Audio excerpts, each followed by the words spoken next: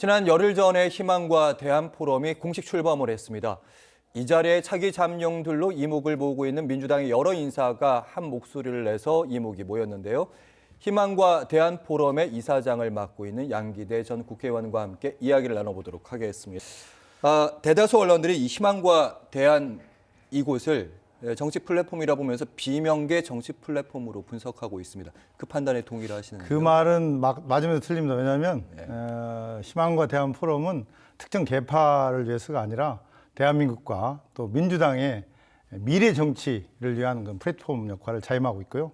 또 이 앞으로 이 포럼은 현재 지금 대한민국 정치가 극단적 대결과 혐오로서 늪에 빠져 있잖아요. 이런 정치를 좀 확 바꾸고 또 새로운 리더십, 새로운 지도자를 좀 창출하는데 좀 도움을 드는 역할을 하고 싶다, 이런 생각을 하고 있습니다. 특히 이를 위해서는 정치의 대전환도 필요하고 또 지금 갈갈이 찢긴 국민 대통합도 필요하지 않습니까?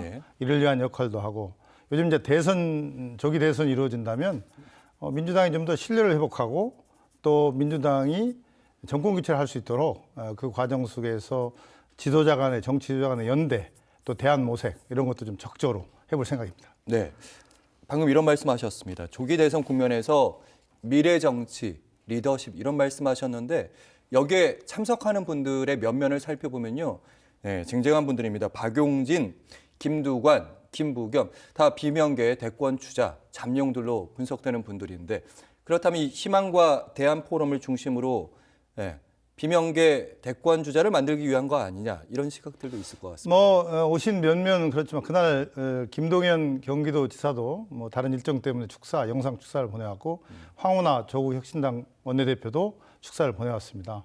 면면을 보면 이제 앵커 말씀대로 비명계 대권 주자를 위한 모임이 아니냐 하는데요. 그분들이 그날은 이 희망과 대안 포럼의 설립 취지에 공감을 해서 왔습니다.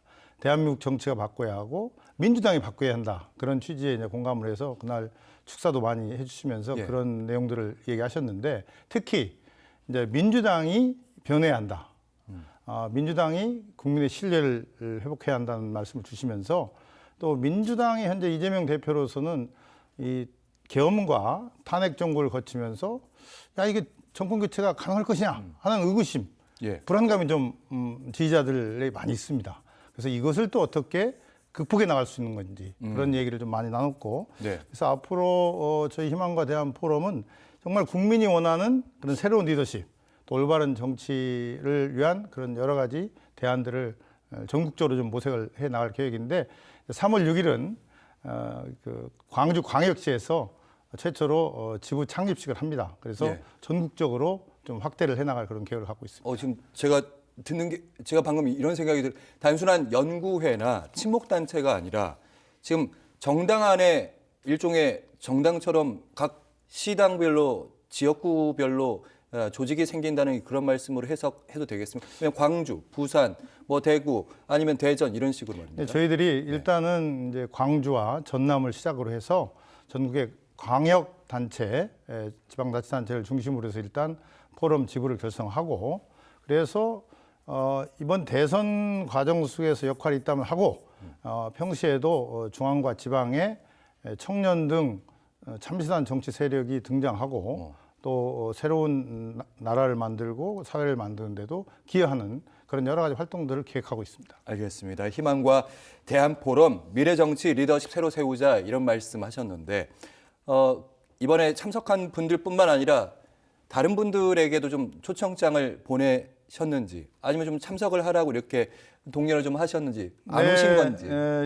어떤 기자분이나 일부에서 이재명 대표는 왜 안 불렀냐 그래서 아직은 거기까지는 안 나갔습니다. 우리가 이제 이 포럼의 취지에 공감하는 분들을 중심으로 하고 결국은 민주당이나 대한민국이 정치가 바로 서고 국민의 삶이 개선되기 위해서 필요하다면 누구든지 또 같이 할 그런 여진이 있다고 생각합니다. 알겠습니다. 추가 질문은 12.3 비상경 사태에 대한 질문을 출연자분들께 꼭 질문을 드리니까 그 질문 뒤에 다시 한번 하도록 하겠습니다. 이번 12.3 비상경 어떻게 바라보셨습니까? 네, 이것은요. 우선은 그 군을 동원했다는 점에서 비상계엄이 특별한 이유 없이 그 군을 동원했다는 점에서 이것은 민주주의 파괴행위다. 이렇게 단정을 할 수 있고 그런 파괴 행위를 했다면 반헌법적, 유법적 행위를 했다면 반드시 책임을 져야 한다 이 말씀을 먼저 드리고요. 저는 윤석열 대통령이 야당의 공격이나 비판으로 본인 스스로 야 국정이 마비될 정도로 이게 어려운 상황이다. 그래서 비상계엄을 할 수밖에 없었다 이렇게 생각을 한다 하더라도 그것은 대화 타협으로 정치력으로 풀어야 할 과제지 그것을 군을 동원해서 한다는 것은 그건 있을 수 없다. 지금 대한민국의 민주주의가 그래도 굉장히 그 선진국 반열에 올라오고 있는 상황에서 이것은 국민의 자존심, 민주주의의 추락, 또 국격의 추락, 이 모든 것들에 대한 큰 폐해라고 저는 생각하고요. 이것을 헌재가 국민의 여망에 부응하도록 제대로 된 결정을 좀 조속했으면 좋겠다 그 말씀드립니다. 알겠습니다.